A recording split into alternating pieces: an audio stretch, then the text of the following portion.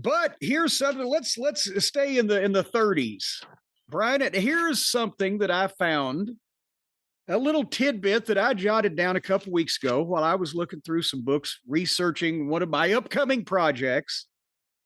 And this just, if you want to talk about the local wrestling promotion, who was a major name or a major draw in a particular market, how that the boys sometimes were better off back in the old days financially than they are now, all this kind of stuff. I'm fascinated by these things. And this just falls into all of it. And it's a little trivia, but it's interesting. Do you know? I don't even know how to ask this question, actually. But Amarillo, Texas. You know, the Funk family obviously ruled there for 30 years, and it was a major market in terms of guys going there to learn from Dory Sr. to get experience. Eddie Graham did it. Dorian Terry obviously did it. You know, some of the Japanese guys that were sent there, sent to learn. Amarillo was a big deal in wrestling, but it's still a smaller market in terms of the size of the cities in the United States. And I've worked there before in a couple of different buildings. We worked there when we were in World Class in Dallas, and they ran, oh goddamn, I can't remember. It was a convention center, a newer building sometimes, and they weren't doing shit, but the building, you know, probably only held 3,000 or 4,000 people anyway. And then there's the old building, the Coliseum in Amarillo. I think it's at the fairgrounds. That's where the old fashioned shit used to take place with the Funks. That's where we had where we worked on the show that Terry had put together for John Ayers down there. And they had the car dealership, and it was the Heavenly Bodies versus Dory and Dick Murdoch. And there was like 6,500 people there. It was sold out. It was a beautiful fucking crowd, right? But do you know that they were drawing bigger crowds in Amarillo, Texas, years before, crowds that wouldn't even have fit in those buildings, years before the Funk's territory or the modern day WWE or whatever? I will tell you something that will blow your mind. On June 20th, 1930, in Amarillo, Texas, the local guy, the hero, Cal Farley, challenged Jack Reynolds for the world welterweight title. And Jack Reynolds, you probably got a ton of posters on him. He was a name as one of the lighter weight pro wrestlers in the 20s and 30s, right? And, you know, he traveled something like a territory traveling champion. But they had this match, and Cal Farley was a wrestler in those days, but then he became a businessman in Amarillo after he retired from the ring, and he always still had something to do with the business, either in front of the camera, behind the scenes. Sometimes people didn't know he was involved, but he was involved. But he was the local hero at that time. Guess what the attendance was? They went outdoors to a ballpark. What was the attendance on June 20th, 1930 for Cal Farley versus Jack Reynolds and two other matches with four other guys on the card? I have no idea. 8,164 people. Wow. And the population of Amarillo, which today is about 200,000, was at that point in time, in the 1930 census, 43,956. Now, also think about this. Nobody flew to that show, okay? Let's just make that perfectly clear, that nobody flew to that show in June 1930. So that means that they either, and literally some people, I am sure, and it's not a joke, rode horses in Amarillo on June 20th, 1930. But in a city of 44,000 people, in the first full year of the Depression, which was going to get worse, but wasn't a box of fluffy ducks at that point. No air travel whatsoever.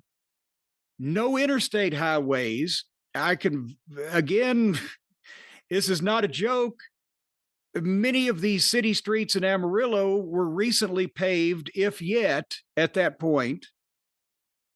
And you know what kind of cars people had in the 1920s? And this was front page news in that town, in all the newspapers. The match was broadcast on radio because that follows up on another thing we've been talking about. We talked about the early TV broadcasts. Several people have asked us, well, has there ever been a history of matches on radio? Yes, there was. The problem is it's only, the announcer calling it. And I don't know whether any of that, still exists on tape or not, or any kind of recording. But there was, that radio was a method of communication at the time, and of news, and also of advertising. But this match was so big in the market that the wrestling promoters weren't using radio to advertise. The radio was advertising the match because it was news, and broadcasted because it was a big fucking sporting event in town. And every business in town took ads out in the newspaper. Again, Scott Teal at crowbarpress.com, folks. If you want to, he has the history of Amarillo as one of his many books, and we encourage you to, but he's got the newspaper ads and stories reprinted where every business in town took the ads out, said, best wishes, Cal, because he was a local hero. And the tickets were between $1 and $1.50. So you figure maybe they did $10,000 with 8,000 people in attendance, right? But that's the equivalent, because $1 in 1930 equals $20 today.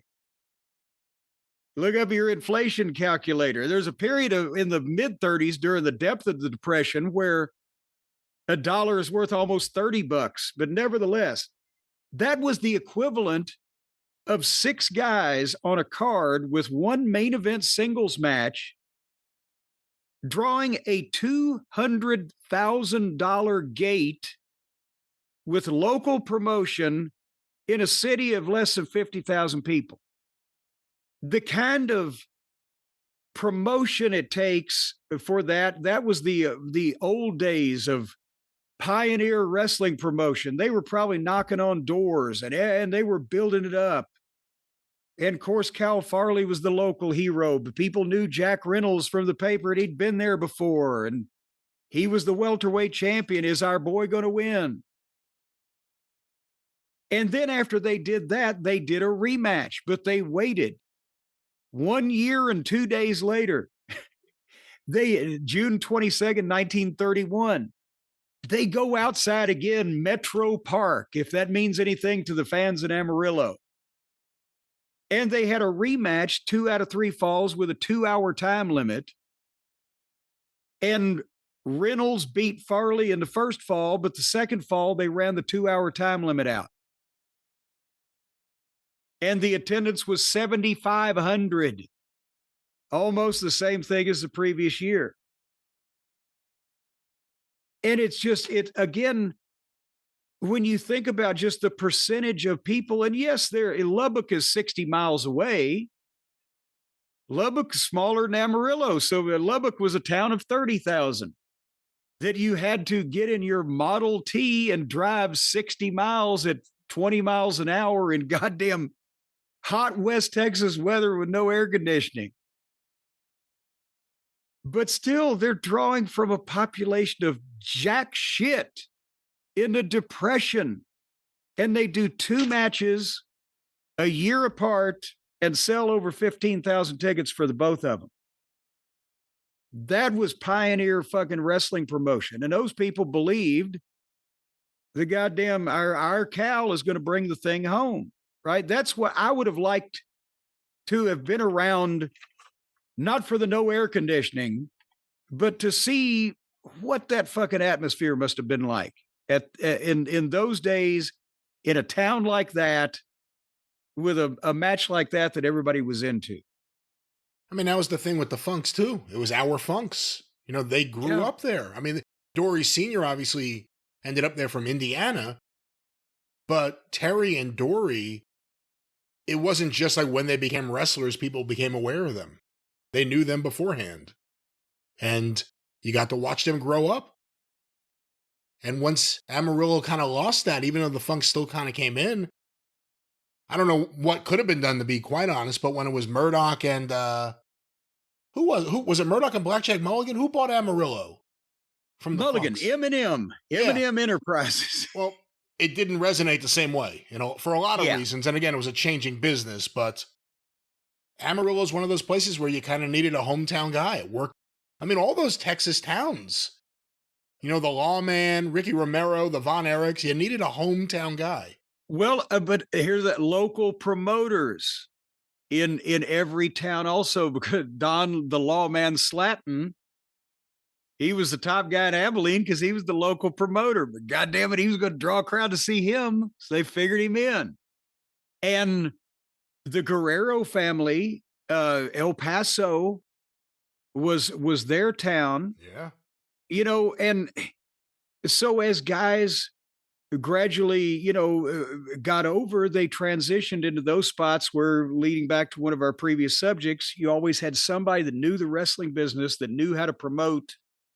And Cal Farley, by the way, I don't even know if I mentioned the Boys Ranch. When Eddie Graham went to West Texas in the mid 50s, before he went to New York and learned that style and that philosophy of the funk and the Amarillo wrestling tradition before Dory Sr., because he learned some of it from guys like Cal Farley. Cal Farley's the one that set up the Boys Ranch for the underprivileged kids, Cal Farley's Boys Ranch.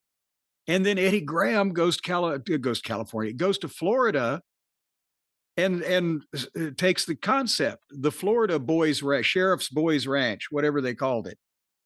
And that's why Eddie Graham was always getting civic commendations on TV on the Florida show, because he made himself part of the state.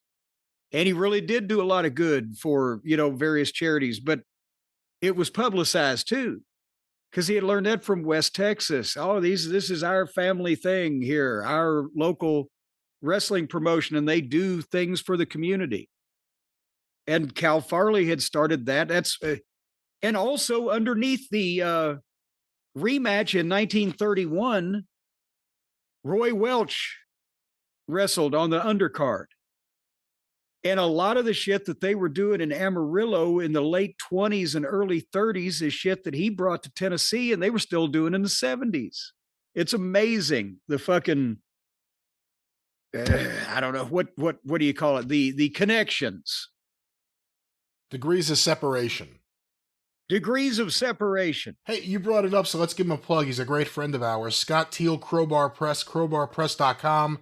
The book, The Great Pro Wrestling Venues, Amarillo 1911 to 1960, by Chris Knights and Scott Teal. 197 pages.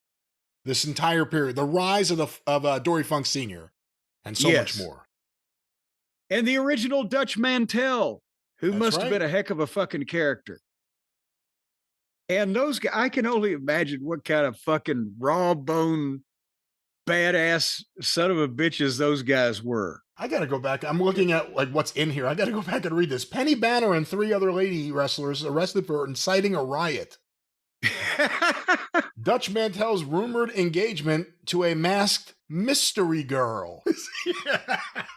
I gotta go back to this. The promoter sued for $10,000 when a sign fell on a wrestling fan. The in-ring wedding that ended in violence. Farm Boy, Dory Funk's 500-pound protege. Man, this is really, I kind of want to go back and read this right now. Oh, but and that, you know, the thing is, when you see some of the things that they were doing, because some of the heels back in those days in the 30s, get arrested legitimately, have some kind of deal in public, and get arrested, go to jail, have a news story about it. Sometimes they may have known somebody with the police department, sometimes maybe not. They just did it. It's happened numerous times both ways. Way back, you remember we did one on In the News. It was so good. It was from Florida. And it was like Eddie Graham was walking down the street. He saw Saul Weingroff coming the other way down the other street. Yeah. And he just went over, just had to punch him in the face. And he was arrested, and he got into all the papers that, man, he punched that no good Saul Weingroff. And then he did the same thing that Tuesday night. Hey, they were doing the same thing. And in Amarillo, you'll hear a match result from 1936 where so-and-so apparently blinded his opponent with soap in the eyes before applying the pin. I mean, I was seeing that with the fucking heels in the early 70s in Tennessee. That's what the Freebirds did to JYD, technically. Well, yes. I mean, it's again, it's all from these guys at that period of time that were making this shit up as they went along. And then the people who learned from them spread it out to all parts of the globe. But you can almost, as I've been trying to work on figuring out who exactly was starting the Tennessee Southern style of wrestling, as some people put it, the old-fashioned Tennessee style, it may have come from Amarillo. And it didn't have anything to do with the Funks. They were doing it beforehand.